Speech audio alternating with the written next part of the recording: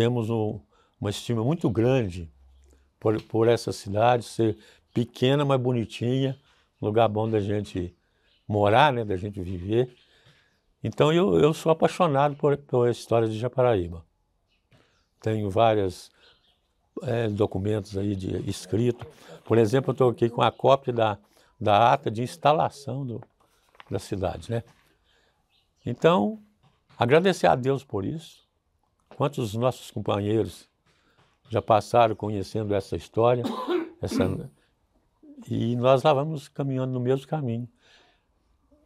Às vezes eu falo, o Japaraíba tinha muita história, e no entanto ela vai acabando a história devagarzinho, se a gente não deixar alguma coisa registrada, né? Então vamos pedir a Deus uma Ave Maria só, para Nossa Senhora Aparecida, para que ela nos continue iluminando com o seu manto sagrado, nos defendendo das dificuldades da vida.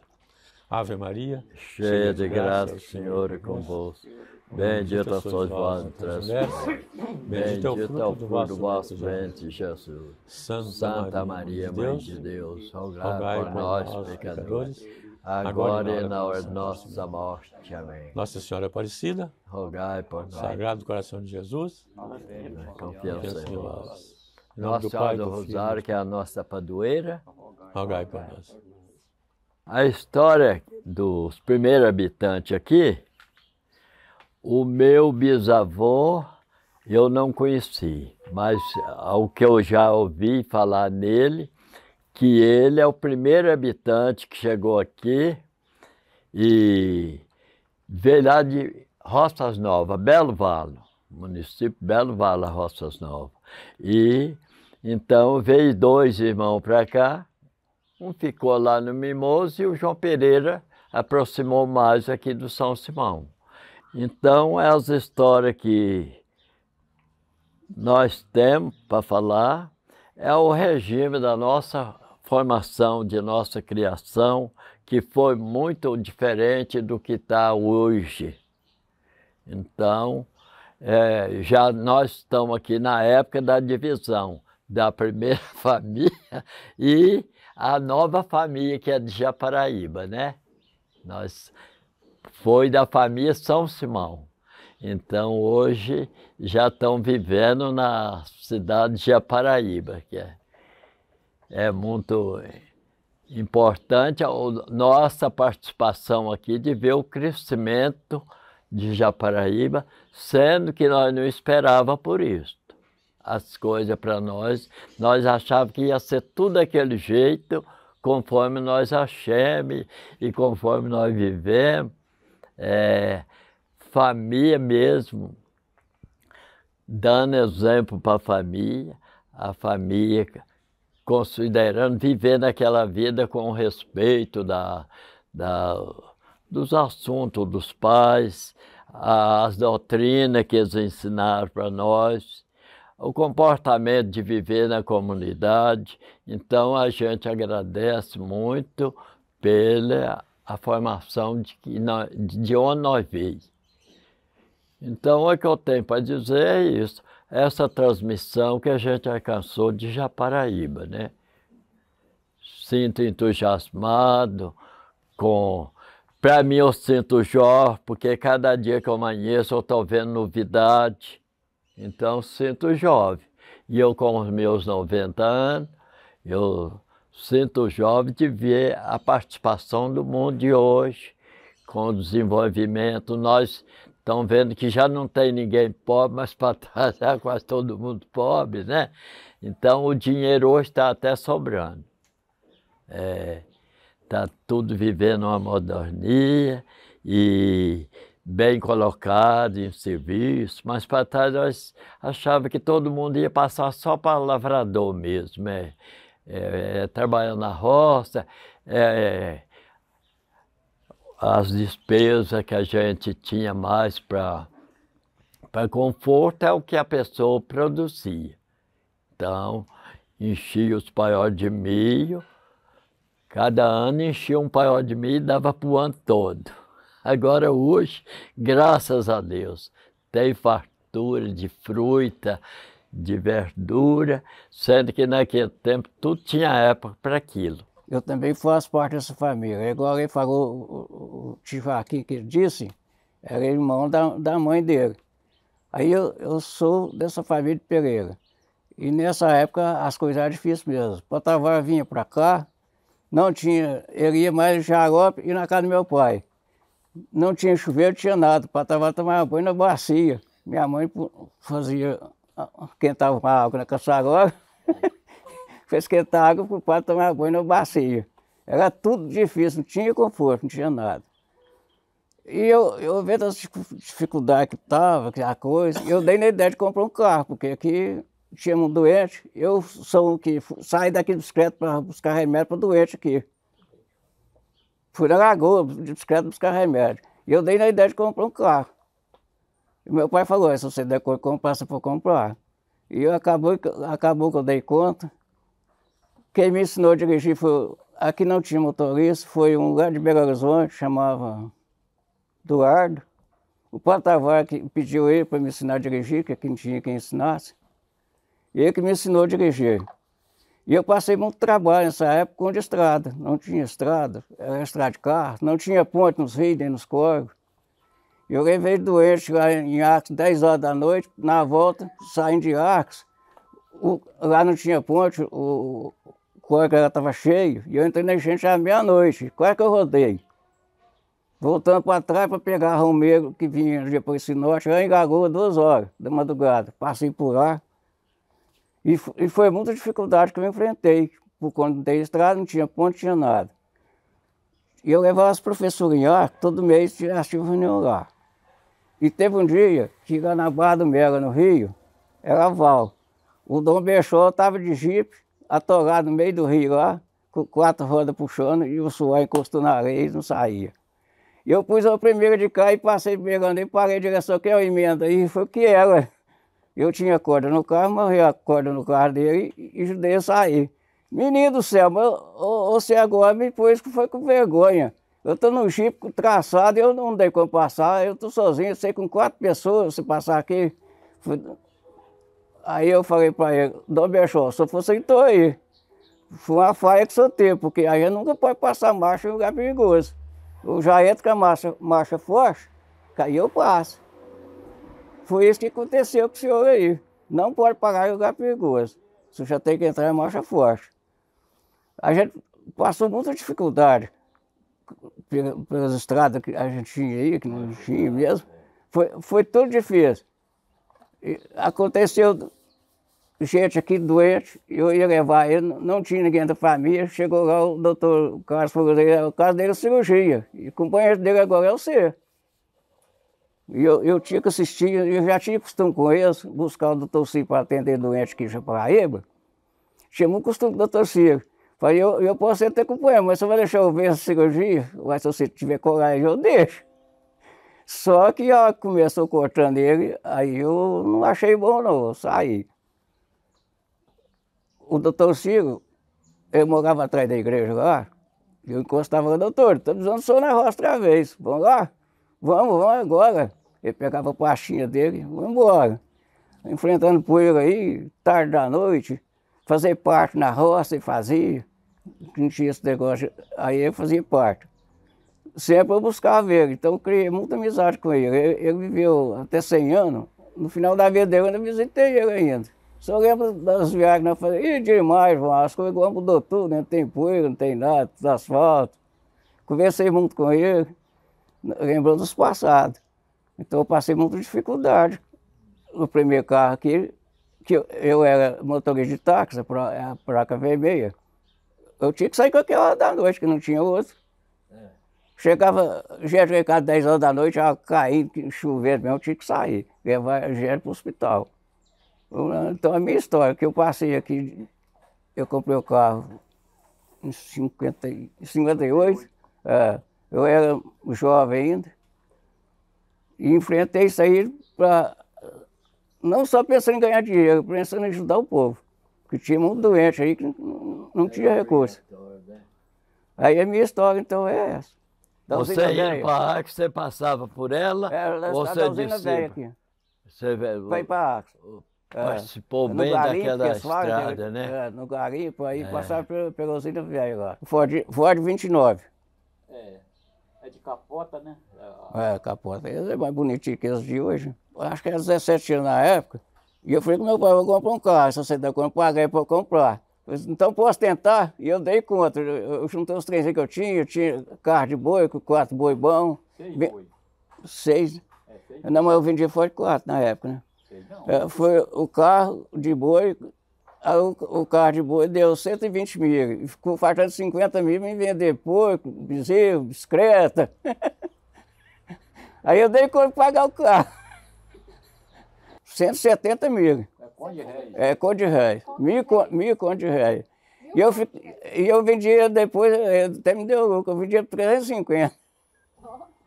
Deu lucro. Fiquei com esses 5 anos, vendia por 350. Também sou de uma data lá um pouquinho atrasada, né? Da família dos Dias, né? Tinha os Rodrigues Dias e tinha os Francisco Dias. Então eu sou da família dos Rodrigues Dias. Também é de lá desse tempo. Dizem que nós tínhamos um sangue de índio com africano. Então nós somos descendência aí, a família dos Dias e Rodrigues. Né? Então eu alcancei um pouco, meu nome é Olegarino, então eu alcancei um pouco do São Simão antigo, né? Aquelas coisas, a primeira Semana Santa, né? Aqui eu lembro, eu acho que das primeiras foi o Padre Tavares, né? Então, é do tempo do cemitério antigo aqui, cemitério velho, a gente já lembra um pouco dessa data, o quanto era difícil, né? A minha família pobre, mas era o uso da época que é a simplicidade, né? Então, a gente participou muito desde o início do catecismo, a missa em latim era, né? Era lá em latim, então a gente não entendia nada, era simplesmente a fé que participava. É tanto que uma vez, não sei se o compadre João a lembra, na igreja antiga, numa chegada de procissão, acho que foi a primeira Semana Santa, eu, com o compadre João Evangelista, nós entramos para a igreja fora para ver, né? E o Padre Tavares chegou e nós lá dentro. A igreja é de Suai. É de Suai, né? A igreja é de Suai. E o Padre Tavares entrou e... O que você está fazendo aí, um pai de cachorrinho? E nós, ó, para a igreja fora e saímos, né? É de Suai. É de Suai. Então, a gente recorda muitas coisas, não tem bem a data na cabeça, não, mas foi uma das primeiras, foi a primeira Semana Santa, né? Que o Padre Tavares fez. Então, a gente recorda essas coisas, né? Foi um tempo com grandes dificuldades, mas muito bom. Nossos pais estavam aí, né? Aquelas festas tão simples, mas com muita fé. A gente recorda essas coisinhas assim deste tempo, né? Tem muitas coisas a falar, mas a gente não vai prolongar, porque tem muitos a falar. Mas a gente já lembra dessas datas, né? Da primeira Semana Santa, que o Padre Tavares correu atrás de mim, meu compadre João Evangelista, não é curioso demais, né? Foi ver que para a igreja de Soares, a igreja antiga. Então, a gente tem essas recordações nesses momentos. E tem muita coisa a recordar, mas devido ao prazo é pouco. Mas uma coisa que a gente não esquece, né? Dessa época, com grande dificuldade, as nossas famílias eram tudo pobre, né? Pobre na parte material, mas graças a Deus espiritual, sempre tivemos esses bons exemplos. Nas participações, né? Das festas religiosas, né? Festa, né? Depois o Rafael vai falar da parte do congado, do reinado. né? Mas eu participei desde criança da festa do reinado, todas as festas que tinha aqui, né? Primeira comunhão, Semana Santa, então a gente vem participando disso tudo aí. Festa de roça, de tudo, graças a Deus, né? Então é isso aí. Falar em dificuldade, antigamente era mesmo muito difícil. Você estava falando de tomar banho na bacia, eu tomei muito banho na bacia, sabe? Também que não tinha. Porque jeito dos antigos, né? Ele joelhava lá e a cacunda, né? As mães, né? Lavando a cacunda da gente, né? A missa aqui era 6 horas, né? Eu levantava muito cedo para poder tomar banho na bacia para vir à missa. Eu, meus irmãos, que meu pai, nós era trabalhador, mas descuidado de muitas coisas, né? A dificuldade era demais. No caso do Congado, eu lembro do Congado do Titio Modesto, que começou aqui, né? Moçambiqueiro. E depois passou, veio o Congo, o Zé, seu irmão, né? Zé Legaro. Do Zé Legaro passou com o Pantenor. Um pouco prazo, o Pantenor voltou para Moçambique, eu peguei, né? Moçambique era o Lico Modesto. É Lico Modesto, depois passou para o Pantenor, né? E eu, tem 50 anos que eu conheço o reinado aqui em Japaraíba, que eu participo, né? Eu comecei, tem 50 anos. Eu comecei primeiro a acompanhar folia do meu pai antigo, né? E o menino, né? Foi aonde eu cresci, assim, com a ideia só de Congado, né? E 50 anos que eu conheço o Congado aqui, que eu participo, né? E vou participar até quando Deus me chamar. Então, eles foram no encontro de reinado lá em Arco e veio uma turma de países. Aí eles foram se encontrar o corte numa rua lá. Então, a turma de países tirou a correia, jogou para cima, a correia virou uma cobra. Depois, o Cesário tirou o chapéu, jogou onde estava a correia, virou um gavião e pegou a cobra. Pegou a cobra. E aí o Cesário plantou a cova de bananeira lá na rua. A cova de bananeira deu banana, amadureceu, eles pegaram e comeram a banana. Então isso é muito importante. O povo tinha poder mesmo de fazer sucesso e graça. Então eu achei importante passar isso no assunto do reinado, né? Que é O reinado antigo, né? O Soltevino fazia parte, então ele participou desse encontro e viu essa cena de cada um fazendo uma parte. O povo antigo ele tinha essas bobagens, né? Tinha um corte de Lagoa da Prata, ele chegava aqui, todo mundo daqui punha tudo para correr. Não aceitava, não. Tinha Os antigos. as defesas, abriu o corpo e fechou o corpo e tal. Em 37, mais ou menos, eu vim para cá para a escola. Em 37. Aí fiquei morando com o meu padrinho, Joaquim Evangelista. Morei com ele para vir da escola. 1 ano mais ou menos com ele. Aí fiquei na escola, mas ia na escola uma semana, falhava 2. Não pude aprender nada. Fiquei analfabeto. Sem nada. Então eu criada na roça, desse jeito, vim para cá, para a escola. Mas vinha, tinha que ir para a roça também guiar boi. Fazia com a escola. Não pude aprender quase nada. Então, uma vida criada da roça mesmo, criada na frente de boi. E capinar também, né? Plantar e capinar. Nanar a roça, parar de boi.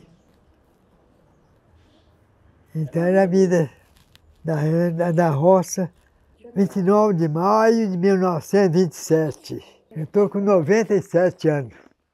Olha, gente, igual eu falei no início, eu sou apaixonado por Japaraíba. Agora eu tenho meus motivos de ter essa paixão por Japaraíba, né?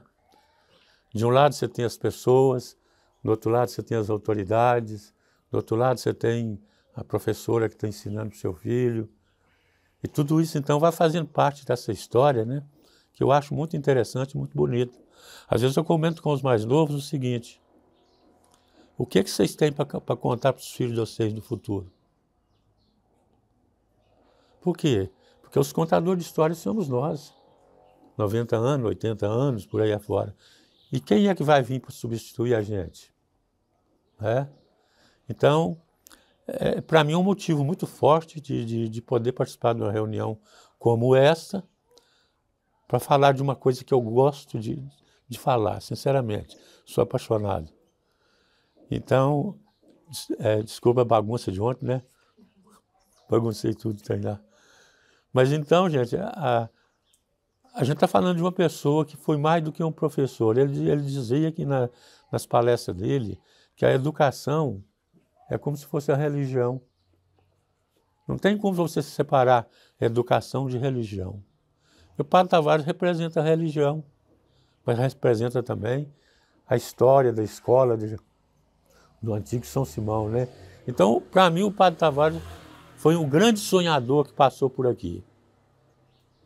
Sonhou com coisas boas, brigou com muita gente, foi para a justiça por causa de um rego d'água, que ele queria que a água passasse aqui no seu curso normal. Ele brigou na justiça. Então, esse sonhador, ele sonhava que aqui um dia tivesse para o povo água, em primeiro lugar, depois educação, e assim por diante, as várias outras coisas que ele sonhava para o Japaraíba. E com isso o tempo foi passando, as necessidades foram aumentando. Como disse ali quem foi o primeiro problema da bomba, o Elcio foi embora. O ponto de ônibus era na porta do bar. Então, quando o ônibus parava ali, todo mundo queria ir lá dentro tomar um cafezinho, no banheiro, e assim por diante. E alguém pediu um copo d'água. E o dono do bar pegou um copo d'água lá, encheu de água, levou e entregou para o freguês. Aí o freguês disse para ele: uai, eu te pedi um copo d'água e não um copo de Fanta. Porque a água do córrego, ela estava da cor da Fanta que nós bebemos hoje. Aquilo foi aquela gargalhada danada, né? Não tinha como... A única água que tinha era aquela. Fazer o quê? Você ia brigar com quem? Né?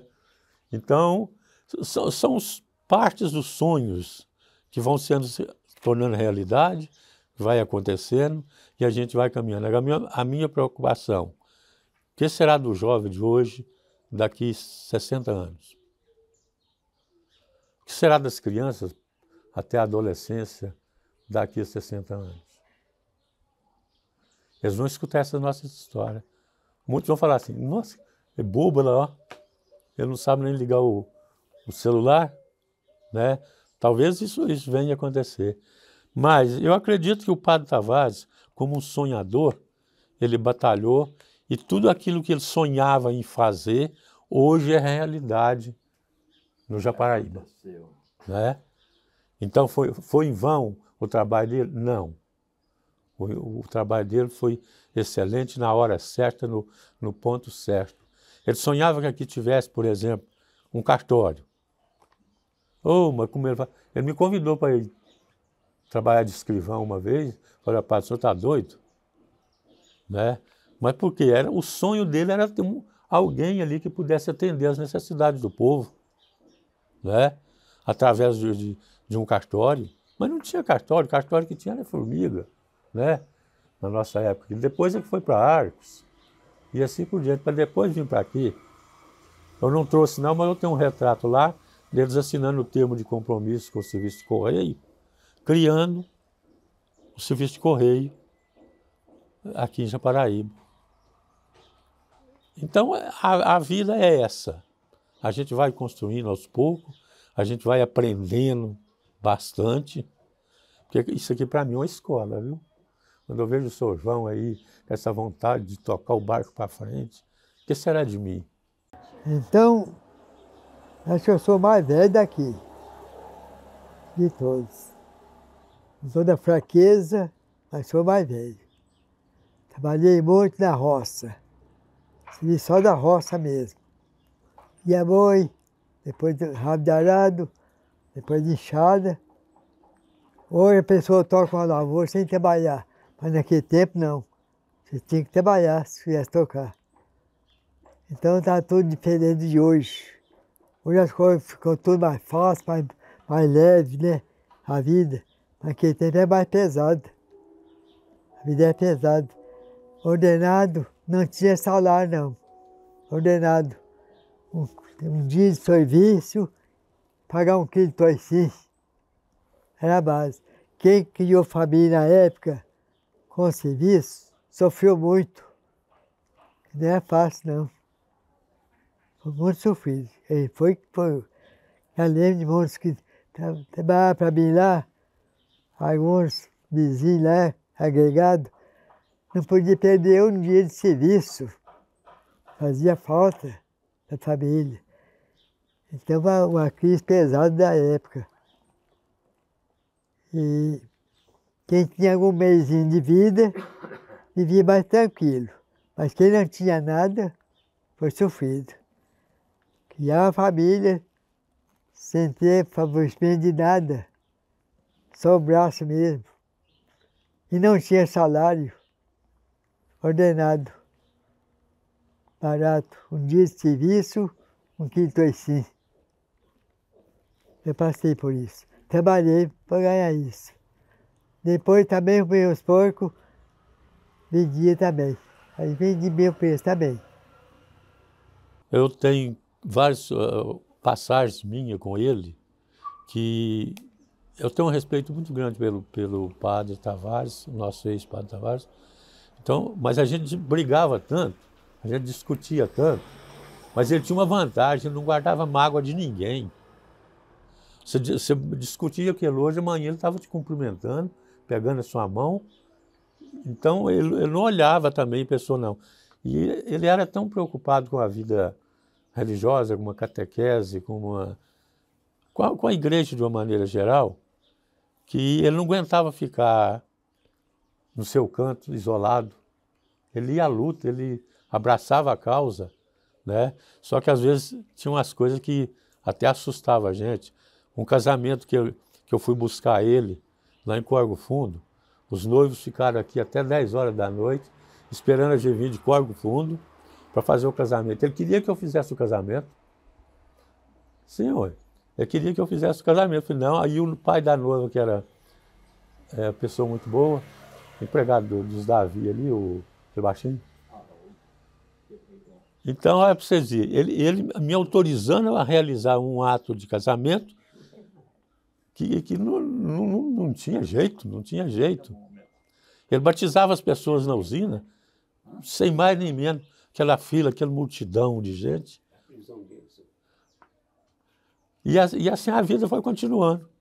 Padre Tavares, essa figura que ficou na história e vai ficar na história de Japaraíba, a gente não sabe para quantos anos, né? Pode ser 10 anos, pode ser 20, 30, 50, mas o importante é que ele passou por aqui, pregou da maneira dele e entrou na vida política. Ele, não satisfeito com a situação, ele entra na vida política. E na vida política foi complicado porque os adversários eram muitos, mas ele foi em frente, ele não deu por derrotado, não. E ele entrou na vida política, fundou partidos políticos, apresentou como candidato também uma vez. Não sei se você foi candidato a vice, parece? Foi a vice A do vice. Vicente Lopes, né? Do Vicente Lopes. Então ele não cruzou os braços e ficou à toa, não. Ele caminhou e correu atrás, né? Uma outra, são os conflitos, né? Os desacertos. Às vezes o padre pensa de um jeito, o outro pensa de outro. Nós, por exemplo, quando saímos lá a missa em latim, fala uma palavra em latim. Introduzi batalha de Deus, em português. Irei ao altar de Deus. Em a resposta, a da Deus, que é texto tudo meia. Em português, o Deus que alega a minha juventude. A resposta do sacristão. Foi Coroinhas, com o padre Tavares, e aprendeu a missa em latim. Mas aí veio a missa em latim, né? Em português. Veio a missa em português. Ninguém sabia nada de latim. Como é que fazia? Quem ia traduzir? Né? Aí Ficava com as costas viradas para o povo, né? o padre ficava ao contrário. Ele, em vez de ele olhar para o altar, ele olhava para o povo. Então são coisas que marcaram a gente. E falando mais do padre Tavares, do sonhador, eu falo sonhador, a gente tem que ter um carinho muito grande por a nossa terra. Porque foi aqui que nós aprendemos grandes lições. Né? Aqui a gente aprendeu muita coisa boa e eu tenho certeza que essa nossa reunião daqui possa produzir alguns efeitos positivos em benefício de uma população que está vindo, que a gente não sabe quando, que vai usar isso como argumento forte na catequese, na vida política. Na vida política ele arranjou uma encrenca com o prefeito atual da época com relação a um lote que tem atrás da igreja e casa paroquial. O prefeito queria fazer um contorno atrás da igreja, cá embaixo. O padre Tavares tinha documento de escritura que dizia que o terreno pertencia à igreja. É tanto que ele chegou a ser preso. Ele chegou a ser preso por causa da política, mas ele não deu a respeito dessa mudança na igreja, de acabar com o latim e passar para português. Né? Mas o povo só sabia rezar o latim porque estava acostumado com aquilo a vida inteira. Faltava alguém que ensinasse em português. Então, tinha uns livrinhos assim, da capa azul, com uma cruzinha, né? Não tem assim? Nós juntamos lá num grupo aqui de 10 e compramos direto da editora esses 10 exemplares de livros. A missa em português, já traduzida do latim para o português. Aí o padre Tavares não estava aqui não, ele estava para Belo Horizonte. Acontece que ele veio embora e logo viu aqueles livrinhos dentro da igreja lá, dá um livrinho para um, um livrinho para outro. Ele apelou. Ah, está gastando dinheiro da igreja à toa? Está gastando dinheiro da igreja à toa? O que aconteceu? Passado pouco tempo ele mesmo autorizou a comprar quantos livros fosse necessário. Quer dizer, ele foi convencido de que precisava de ter alguém para ensinar em latim, né? O Cuca aqui é um exemplo que era a coroinha dele, né? Mas então, é isso aí. A vida religiosa, é o padre com os seus problemas, com os seus desafios. A questão da prisão dele. Uma encrenca de fofoqueiros da época, não sei quem é, não me interessa saber, né? Criou aí um crime muito ruim mesmo. Aí a polícia teve que intervir naquilo, deu voz de prisão para ele. Ele chegou a entrar lá dentro do corredor onde era a cela, né? Mas o povo fez assim, porque ficou sabendo, prendeu o padre. Vamos lá ver para aqui, ué. Eu sei que eu peguei uma condução aqui do Geraldo Lopes, a gente foi para a Luz, imediato assim, tudo correndo. E o povo aqui fechou o fundo do prédio da prefeitura, fechou tudo. Aí o padre ficou lá batendo papo, ele preso na maior tranquilidade, batendo papo tranquilo. Pois é, na negócio da prisão, o Nicodemo foi para a Luz e eu fiquei lá na porta da cadeia, lá da cela. E eu não sei, mas alguém de você também deve que estava lá. E aí o que acontece? O filho do comandante estava lá com o fuzil embicado para o lado do povo. Aí, quando o trem foi apertando mesmo, que o povo ia invadir mesmo a cela para tirar ele, o que o comandante falou? Pode atirar. Aí o Manezão, que é o maior daqui da cidade, pegou o cabo e foi levando ele na frente.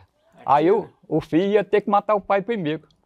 Aí acabou na hora a confusão, sabe? Aí liberou o padre saiu, foi embora, o Oswaldo Marcelo já chegou e acabou a confusão na hora. Nós ficamos até 2 horas da madrugada prestando depoimento ao pessoal de Formiga.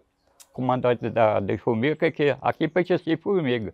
Então, o Patapá veio para aqui em 1948, estava com 1 ano de idade, que ele veio para aqui. Ele morreu em 15 de dezembro de 1999.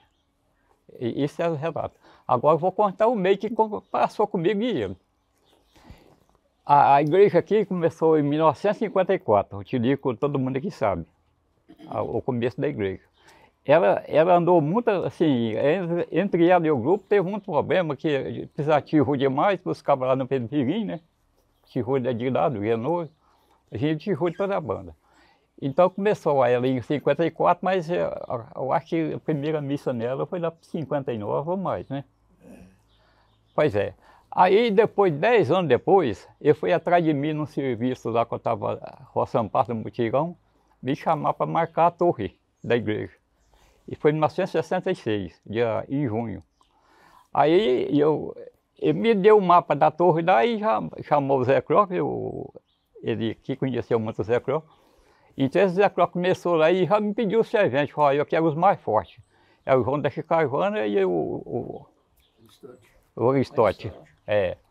Então eu fui, cacei esse servente todo aí, juntei e rezei, e nisso já começou a fundação. E foi muito difícil. Eu gastei um par de pneu na bicicleta em 6 meses, juntando dinheiro para... O Zé Croc ganhava 35 por semana, 35 contos de réis. E 2 serventes, 35 também, porque o servente é metade do pedreiro, e era 2. Então eu tinha que juntar, só para eles eu tinha que juntar 70 contos por semana. Isso eu ia, cada semana eu ia para uma fazenda. Pessoal, hoje eu vou para aqui, amanhã eu vou para ali. E juntava, sabe? Porque o povo antigamente o que conheceu. Todo mundo conheceu. Os fazendeiros eram tudo religioso e tinha muita fé e doava mesmo. O serviço estava andando, né? Doava mesmo. Agora, eu vou voltar lá no assunto da igreja, porque o João Lopes da Capitinga que tomou conta, ou não? Foi. Quem passou para você? Mas da igreja foi todo, que foi... Desde que saiu a dirigência da igreja. O João Lopes, né? Ele é o que... Pois é, então a torre, o total valor dela ficou em 550 contos de réis na época. E aquele cruzeiro que está lá valeu 150 contos. Tá lá. Então foi muito difícil. Porque todo mundo que sabe que as coisas eram muito difíceis, só os fazendeiros que tinham dinheiro, tinha fazendeiro bom e tinha fazendeiro também que não era muito de religião não. Era alguns, gato pingado. Mas então a dificuldade era demais. Para fazer a igreja foi muito difícil, porque eu lembro que tinha, para fazer a fundação, uma junta de boi, um boi de um lado, outro do outro, e o arado no meio, riscando, e o pessoal atrás com a pá, jogando a terra para fora. 1 metro fundou isso aí. Então não foi fácil não. Então minha história está resumida, porque eu podia falar mais, mas já está bom. E essa questão também, eu passei muito trabalho com ele, porque um dia ele deu um chute em mim e o Padre Sebastião lá na hora do ofertório. Nós foi pôr o vinho por aí lá no cálice, e ele achou que tinha caído um mosquito no cálice. Não era, era um pedacinho de sacarruga da cortiça lá. Aí nós, a goela sozinha e saiu e foi embora. Porque ele volta na casa dele aí, ele era nervoso mesmo. Gente, tem uns fatos que marcam a gente, né? Aqui não tinha energia elétrica, mas era um sonho do padre de ter energia elétrica. E o Juca Militão, alguém conhece o Juca Militão? Você não conhece não, ele morreu. Então, o Juca na campanha prometeu de botar luz aqui durante o mandato dele. Ele teve um mandato de 3 anos e meio, porque 6 meses foi de Zé Marinho, depois que foi dele, né? Então, ele prometeu de pôr energia elétrica aqui, E estava vencendo o mandato dele, acho que faltavam nem 8 dias, não faltava para começar a campanha e acontecer as eleições. E ele não fez nada. Aí no domingo de sábado, aleluia, juntou uma turma de adversário aqui, adversário não, porque foi até válido demais o trabalho deles. Estava todo mundo revoltado porque ele tinha prometido e não tinha realizado, e o mandato dele estava pego por uns 8 dias, mais ou menos, e a turma juntou aqui e saiu de caminhão aí nas fazendas, cortando cipó de São João, jogando dentro do caminhão. Hoje está tudo de flor aí, coisa mais bonita, né? E foi juntando aquilo e fizeram uma instalação de cipó de São João na praça. Encheu quase um caminhão de cipó de São João. O pessoal aí sabe como é que foi. Mas então aí, o Juca Militão vinha no domingo da ressurreição, ele vinha para a missa 10 horas. Alguém correu no capoeirão. Ô Juca, não vai lá não. O trem lá está uma guerra. Tamparam a cidade toda lá, a praça toda de cipó de São João. Ligaram até, inventaram um rádio velho lá, botou lá, tocando uma musiquinha, como se estivesse saindo do rádio. E o Juca voltou para trás, o Juca Militão. Na segunda-feira seguinte, ele correu para Belo Horizonte, Brasília, conseguiu uma autorização, ganhando verba para comprar a usininha da prefeitura de Iguatama. Assim, no dinheiro, assim, ó. Aí, dentro de pouco prazo, fez todo o serviço que tinha que ser feito para acampar a energia elétrica no município de Japaraíba. Ligação de cipó. Ficou até bonito, viu? Ficou, lembra, né? Foi bom, né? Isso aqui é a ata de posse, de instalação do município de Japaraíba. Essa aqui é datada do mês... Do Zé Maria ou do Militão? Foi antes do Zé Maria. Ah, tá. 1º de março. A lei é de 62, dezembro de 62, e a emancipação política é dia 1º de março. 1º de março. Então a gente tem essas coisas e eu dou valor demais nisso. Eu sou, sinceramente, eu gosto demais dessas histórias, né? Gostei desse bate-papo, coisa que é a primeira vez que acontece isso, viu? De elaborar um bate-papo desse assim, tá aparecendo diante de televisão. Vai.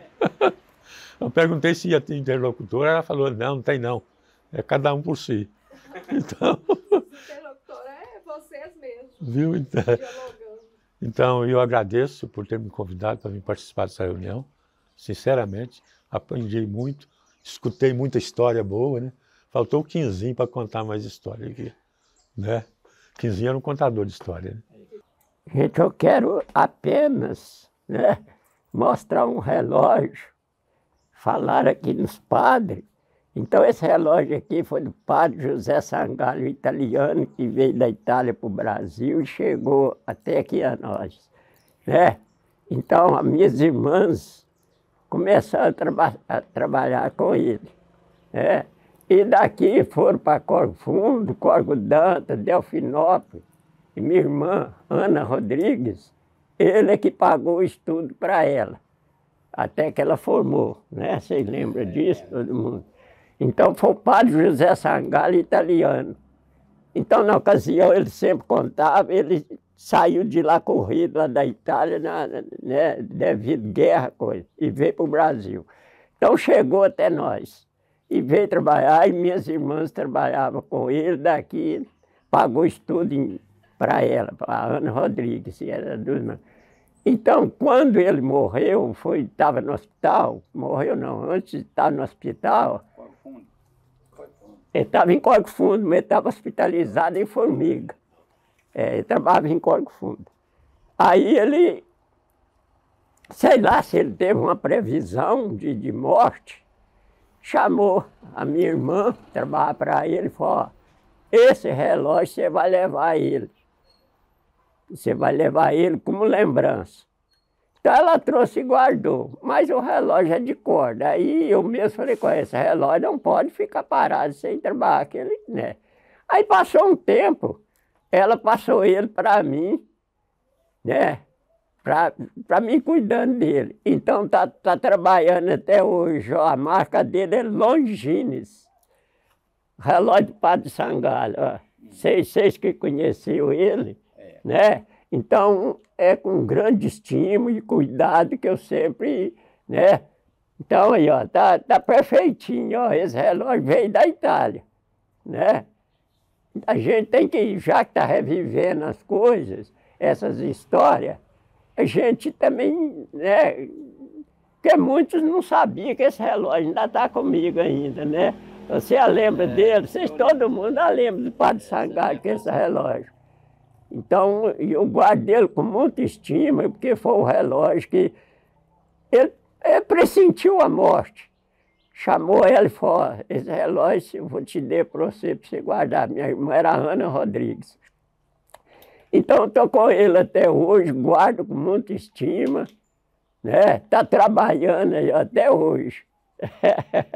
Então, é isso aí. Hã? Ele nunca foi no concerto, não? E teve uma vez que ele deu uma paradinha, até fiquei com muito ciúme, muito preocupado. O relojoeiro abriu ele e mostrando para todo mundo a máquina dele. Falei, não, meu Deus do céu. Não, porque ele é relógio, é tanto que está aí quantos anos? Estrangeiro. É, estrangeiro. Quantos anos esse relógio está trabalhando? E ele ainda me livrou de um acidente almaçado aqui, eu no bolso, fazendo um acerto, o Moirão desgarra de lá e vem com a ponta, e eu aqui. Se o relógio não protege, primeiro Deus, se o relógio não protege, tive machucado, almaçado, ó. Né? Tá vendo? A almaçada aqui, o pau pegou aqui, eu pensei, nossa! Aí eu não senti nada, mas o relógio ficou amassado aí, ó. Então tudo, né?